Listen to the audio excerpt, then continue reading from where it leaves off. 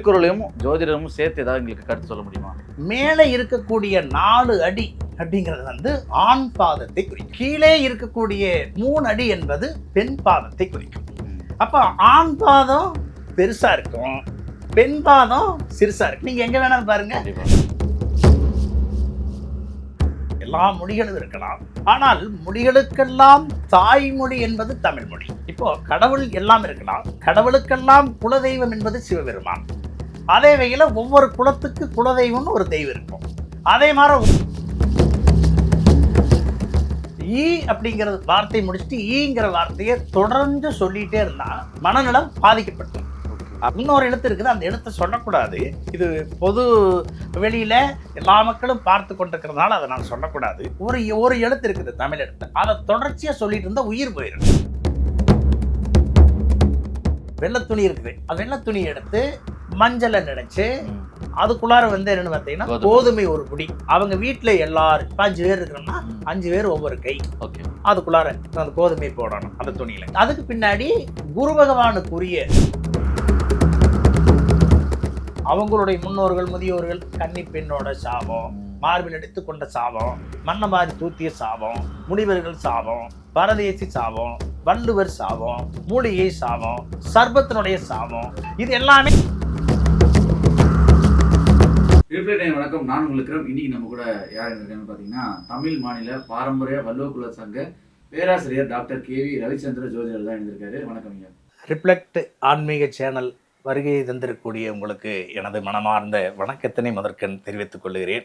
இந்த அலுவலகம் என்பது எனது திருப்பூரில் இருக்கக்கூடிய அலுவலகம். மேலும் எனக்கு சென்னையிலும் அலுவலகம் இருக்கிறது. நான் இந்த ஜோதிடத்துறைக்கு வருகை தந்து 42 வருட அனுபவம் எனக்கு இருக்கிறது.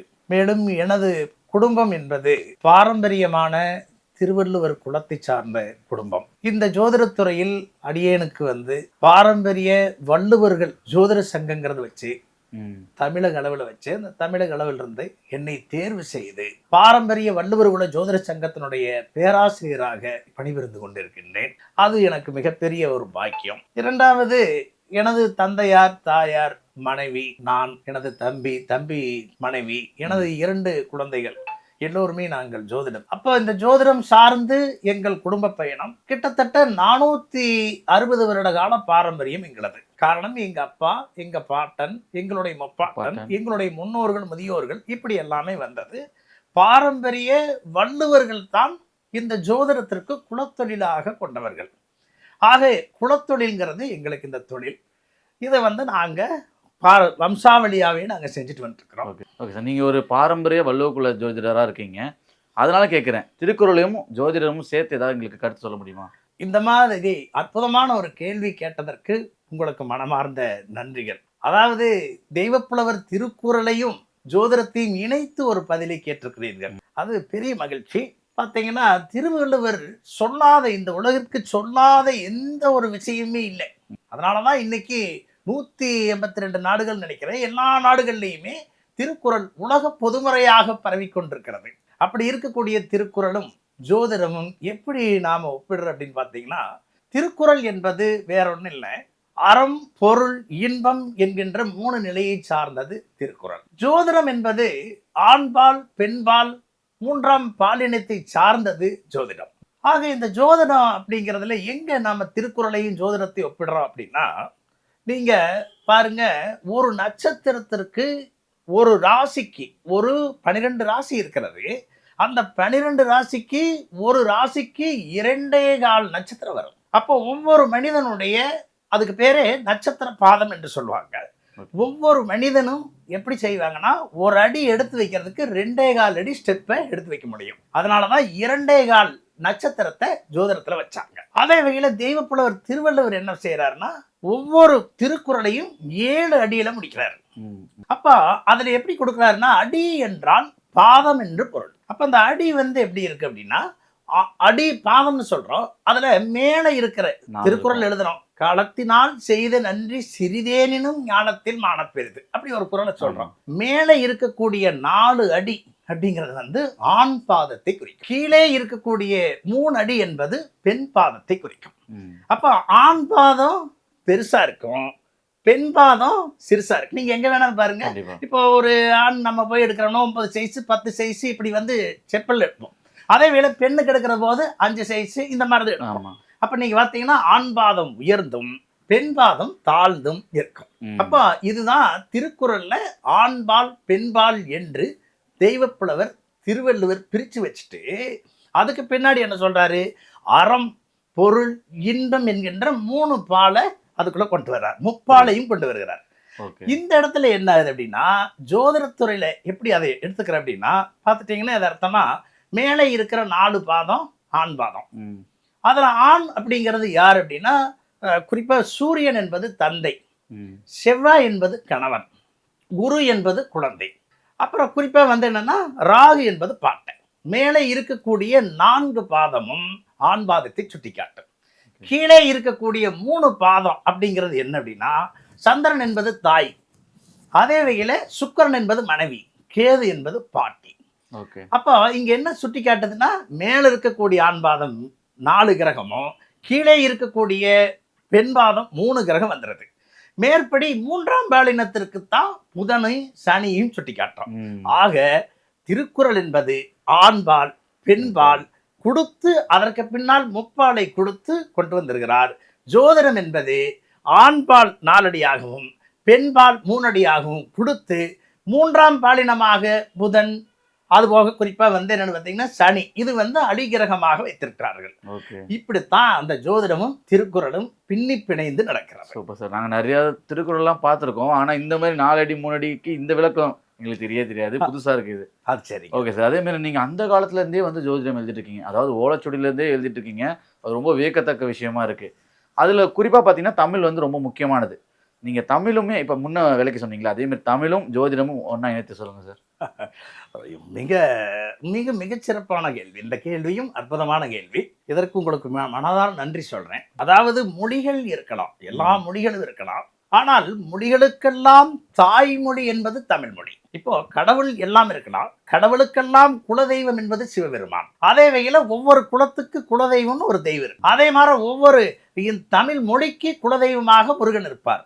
அதே வகையில இந்த தமிழ் மொழி தான் எல்லா மொழிகளுக்கும் குலதெய்வமாக விளங்கக்கூடிய மொழி எதுனா தமிழ் மொழி.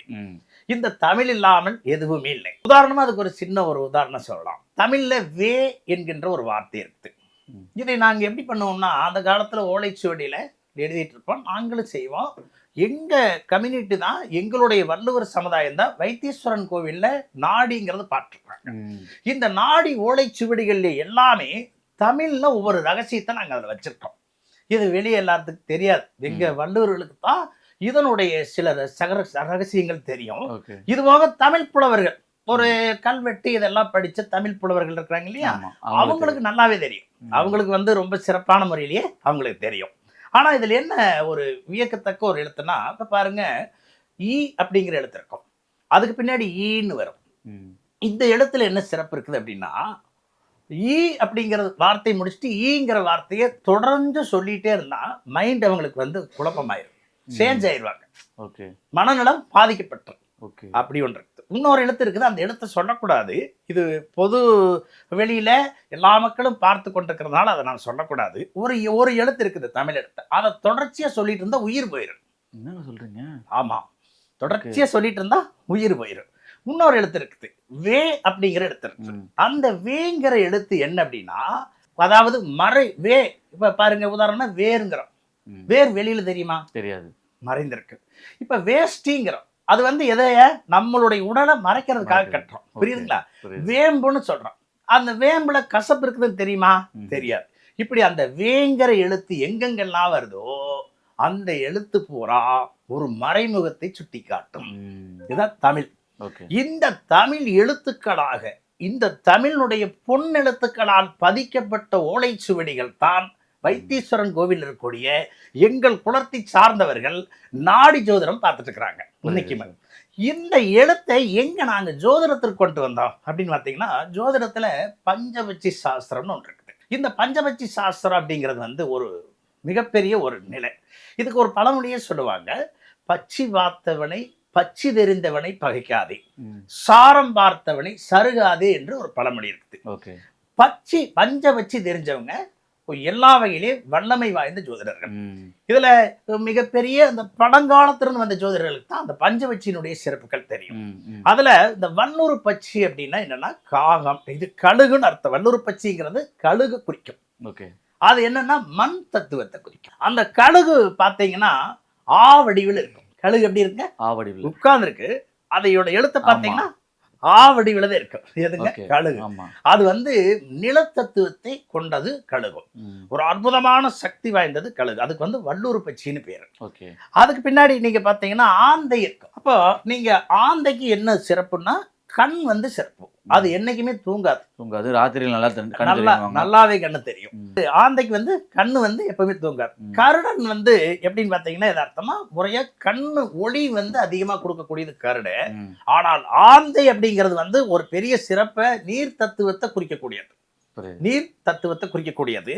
ஆந்தை வந்து காது, உடம்புல ஆந்த காதை சுட்டி காட்டு அப்படி ஒரு அமைப்பு. எழுத்து ஈங்கிற எழுத்து தான் ஆந்தை. இது ஜோதிடத்திற்கு நாங்க அதிகமாக பயன்படுத்தக்கூடிய ஒரு நிலை. அதுக்கு பின்னாடி பாத்தீங்கன்னா இன்னொரு பட்சி என்னன்னா காகப்பட்சி. அந்த காகப்பட்சி பாத்தீங்கன்னா காகத்தை நல்லா பாருங்க, உட்கார்ந்து இருக்கிற சேப்பு ஊ மாறு இருக்கும். காகம் வந்து ஊ மாறு, வால் வந்து இருக்கு, ஊ மாறதே இருக்கும். அதான் காகம்.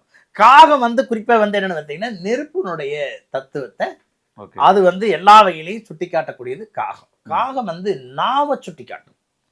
காகம் வந்து நாக்கு இருக்குது இல்லையா, நாக்கை சுட்டி காட்டுறது வந்து காகம். அதே வேளை இன்னொரு எழுத்து என்னன்னா மயில். மயில் பார்த்தீங்கன்னா எதார்த்தமா நீங்க ஓ வடிவில் இருக்கும். மயில் வந்து ஓ வடிவில் இருக்கும். அது சும்மா இருக்கிற போது தெரியாது. அது தோகை விரிக்கிற போது என்னாகு அதை பார்த்தீங்கன்னா ஓம்னு இருக்கும் வச்சுக்கல. அப்ப அந்த ஓ அப்படிங்கிற எழுத்தை சுட்டி காட்டக்கூடிய ஒரு அமைப்புன்னு பார்த்தீங்கன்னா இது அர்த்தமா மயில் அப்படிங்கிறத சொல்லுவாங்க. அதே வேளை குறிப்பா ஏ அப்படிங்கிற எழுத்து, ஏங்கிற எழுத்து என்னன்னா கோழி சுட்டி காட்டு. கோழி இருக்குது இல்லைங்களா, அது கோழி சுட்டி காட்டு. அது ஒரு ஓசை எழுப்பக்கூடியது. அது வந்து உலகத்தினுடைய பிரபஞ்சத்தை காற்று தத்துவத்தை கொண்டு வரக்கூடியது கோழி.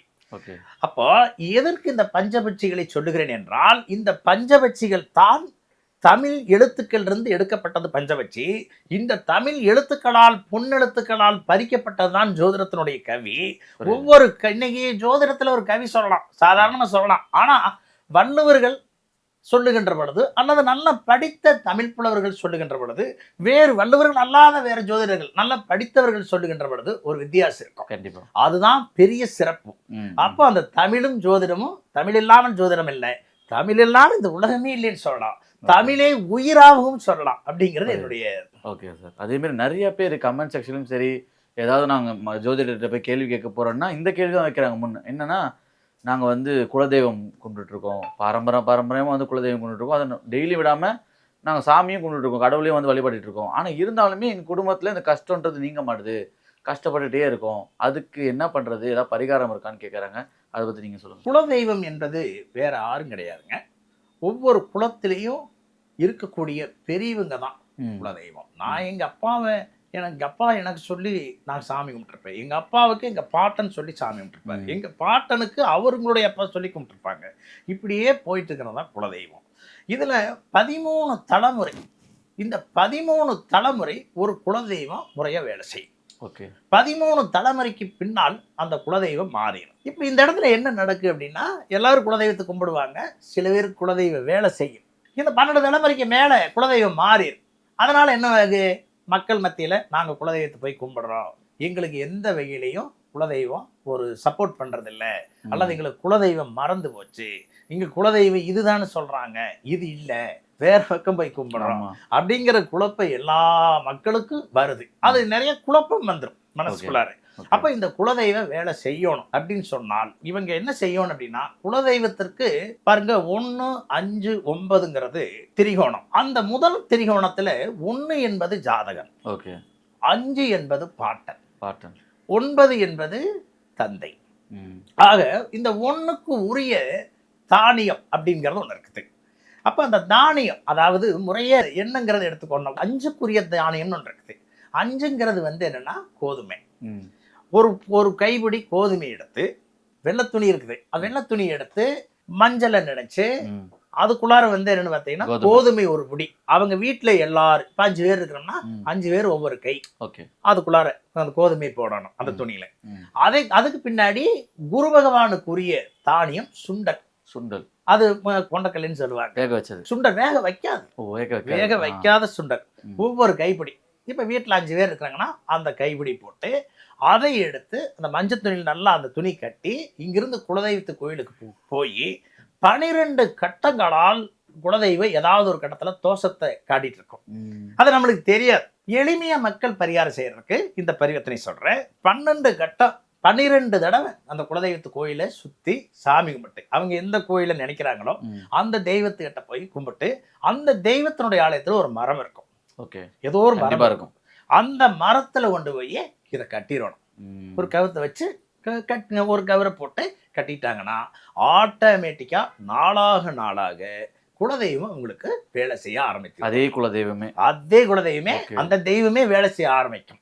இது அவங்களுக்கு ஒரு சிறப்பு. அல்லது குலதெய்வமே மாறி இருந்தால் கூட இந்த பரிகாரம் ரொம்ப எளிமையா மக்களுக்கு வந்து ஒரு அதிகபட்சம் ஒரு 10 100 ரூபா to 200 ரூபாய் செலவாகும். அவ்வளவுதான்.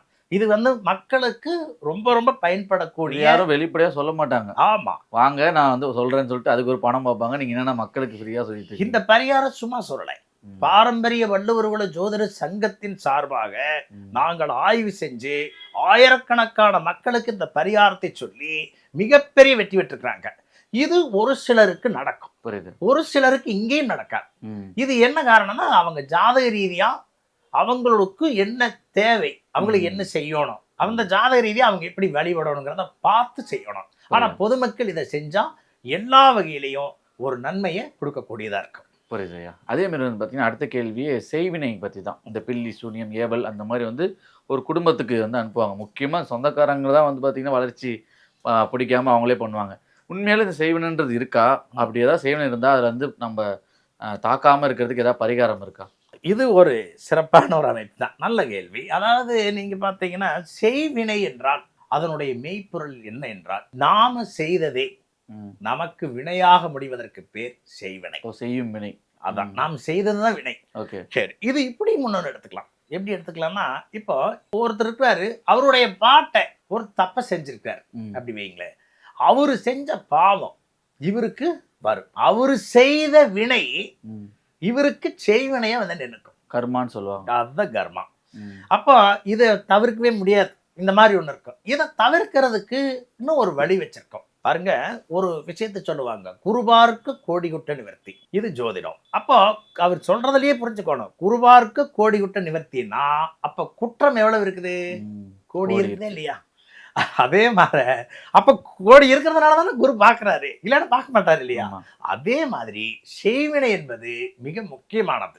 அது வந்து எல்லாத்துக்கும் வராது. அவங்களுடைய முன்னோர்கள் முதியோர்கள் கன்னி பெண்ணோட சாபம், மார்பில் எடுத்து கொண்ட சாபம், மன்னமாரி தூத்திய சாபம், முனிவர்கள் சாபம், பரதேசி சாபம், வள்ளுவர் சாபம், மூலிகை சாபம், சர்பத்தினுடைய சாபம், இது எல்லாமே செய்வினை சார்ந்ததுதான்.